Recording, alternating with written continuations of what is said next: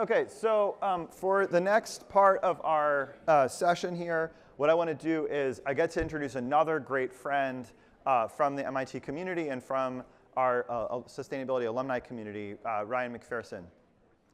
Ryan works for Accelerate. Accelerate's a climate venture firm, which is one of our sponsors here for the ClimateCAP conference. We had the great pleasure of having Ryan as a student here a number of years back, and then he's taken off into a career of climate tech investing at Prime Coalition, at the Autodesk internal corporate venture team, and then now at Accelerate. Over the course of today, we're going to have a startup showcase available for you to learn about MIT startups. And what we thought we'd do is open that up by giving an investor lens or perspective to bring to the conversations that you have with startup leaders. We thought Ryan would be a great person to help us to do that. Welcome to the stage, Ryan.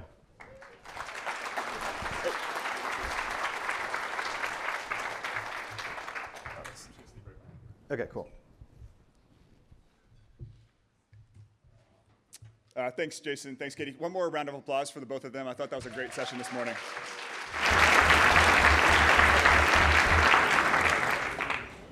So as Jason mentioned, my name is Ryan. I'm a partner at Accelerate Ventures, which is a climate-focused investment firm. But I thought, maybe in the spirit of what Jason and Katie were bringing forward here around origin stories, that before sharing what we do and why we do it, that I would be helpful to share maybe a little bit more about my personal story, or at least a little bit more than I typically would. I too was an MBA student, eager to move mountains and make an impact. And after hearing all these inspiring hero stories and meeting several folks here in the room, I thought I'd share a little bit about mine. So I started my career 16 years ago working at the Pentagon. I grew up in Northern Virginia, and from that vividly remember 9/11. And like so many others, felt compelled to be able to go serve however I could. I found myself under the wing of some really wonderful, great group of mentors over at the Department of Defense, where my job was to figure out what technologies would keep America safe going forward and protect us from any sort of similar risks. The term we used at the time was quote unquote operational resilience, which you hear some a bit now. My team was responsible for scouting startups, new technologies that when adopted at scale would make DoD and then by extension the country more operationally resilient. Making sure our bases could run when supply lines broke, when grid power failed, or making sure everything continued to turn when the world got more volatile. And at the time, when you're asking yourself the question of what's going to cause the most instability, the most conflict, the most displacement in the next 10 to 20 years, the science kept coming back to the same thing: climate change. Now, we weren't allowed to say the word at the time. And the pendulum sort of swung back a little bit now under what is now known as the Department of War. But the through line remains the same. Turns out the biggest threat to long-term national security and economic prosperity is the same thing that brings all of us here today to solve. Now, Jason and Katie walked us through some pretty powerful thinking around breaking through gridlock, right? The idea that when you sort of ignore the perception that sustainability has trade-offs, that we actually get stuck. You have to name that tension to be able to move through it. So in that spirit, I want to name a tension I've witnessed throughout my career as an investor in companies solving for climate change. And I hope you can kind of take this forward throughout the rest of this conference and beyond. And at the Pentagon, we were running these technology validation programs, just really novel ways of proving out the business case for new technology. Out in the real world with us, the Department of Defense, serving as the customer. And we saw some incredible things, like truly incredible things. Building integrated photovoltaic systems, electrochromic windows that could switch from clear to opaque, advanced microgrids, all kinds of different next generation insulation systems. The science and engineering, truly, truly remarkable. And the hard truth is that a good portion of what we saw never got adopted. And that's because the smart window required tapping into our classified intranet for communications. The advanced solar installation completely changed the workflow of every facility manager. The new HVAC system had such a steep training curve that there simply wasn't enough workforce to operate it. Technology after technology, light years ahead of what we were using, that didn't clear the last mile to customer adoption. So again, in the spirit of what Jason and Katie had discussed, the tension I want to name for you today is this. To solve climate change, we need to embrace innovation, which at its core asks us to suspend disbelief. Yet impact comes from adoption, requiring us to be ruthlessly practical. The adoption of innovation is the only thing that gets us the rapid reduction of greenhouse gases at scale. And in the physical industries under this umbrella of climate tech, adoption means being ruthlessly practical about your customer. Who they are, what keeps them up at night, how they make decisions. The physical industries are defined by fragmented value chains, commodity pricing, incumbent-owned sales channels, and high switching costs. Disrupting them requires ruthless iteration toward a solution to a true problem that is felt by people. Now, some of the companies we worked with at the Department of Defense did clear that bar. They solved a real problem for us. They fit into existing ways of working, and when they did, I had the budgetary authority that no person under 30 should ever have. We could buy large quantities of those overnight. But many of those companies actually couldn't fulfill those orders. And this was 2013, 2014. Clean Tech 1.0 had collapsed. There was a PwC report at the time that showed that within 1 quarter, venture capital from the leading energy-focused venture capitalists effectively went to zero. So there I was with a proven product, a compelling founder, and the largest customer on earth ready to write a check, and the capital markets had walked away. So that overlap between a technology that works, a company that can grow, and the role in capital in all of its forms is what compelled me to come and get my MBA. As Jason mentioned, here at MIT, we incubated Prime Coalition, which we helped to pioneer using philanthropic capital to invest in these market-based solutions to climate change. And then my personal journey went to Autodesk, the large tech company, to build and oversee all of our M&A and climate investing related work.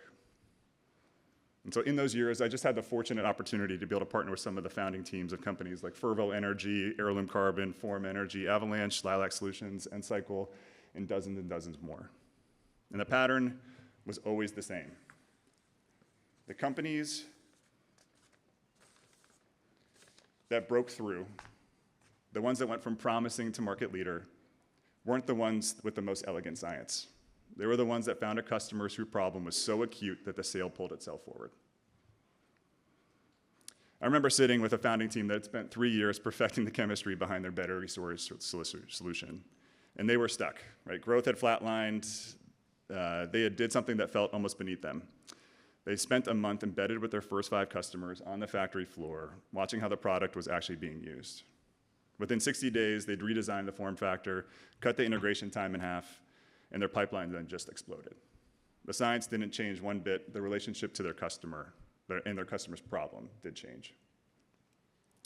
Now that's the conviction behind Accelerate, the firm I now lead with my partners. We're a market rate climate investment firm, pre-seed, seed, some Series A investments, backing companies pioneering innovations in material science, biotechnology, robotics, and energy.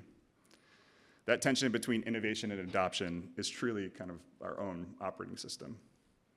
So the first question we always ask isn't necessarily how impressive is the science, it's who has a problem so painful that they'll change everything about how they work today to solve it. And to give you a couple examples, Brimstone is decarbonizing cement, not by asking the construction industry to pay green premiums, as heard before from Katie, but by making a product that's cheaper than ordinary Portland cement and owning their whole co-production value chain. The buyer doesn't need to care about climate, they care about cost and spec. The climate impact just comes free. Or Boston Materials, if you have a chance to be able to go visit here in Billerica, Massachusetts, they're making advanced composites that cool data center chips by 8%, or 8 degrees. They're built entirely from reclaimed carbon fiber. The semiconductor players aren't buying it for the sustainability story. Of course, they're buying it because processors run hotter every generation, and they kind of hit the limits of what they can do with thermal dissipation. No green premiums, no asking customers to compromise, just a welcome answer to a problem they already have.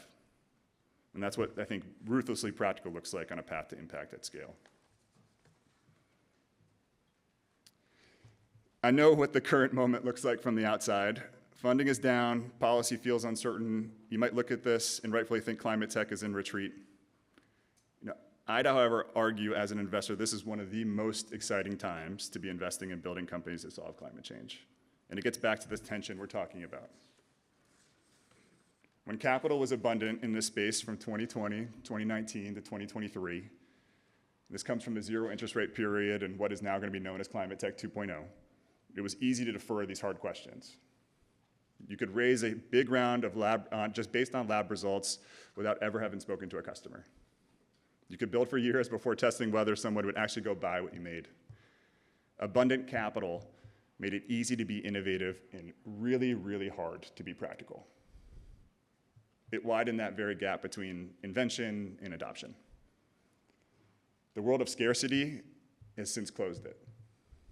The founders building companies right now, which I hope you get a chance to go downstairs and have a chance to meet today, they don't have the luxury of deferring the customer question.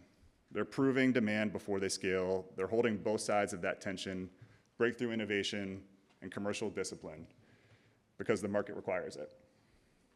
So I think this is really the best time to accelerate a career in this work. The companies being formed right now are poised to redefine mobility, agriculture, building systems, materials, the foundational physical infrastructure of the economy. These are the largest industries on Earth. And right now, a remarkably talented and motivated group of people are building them from the inside. And you could be one of those people.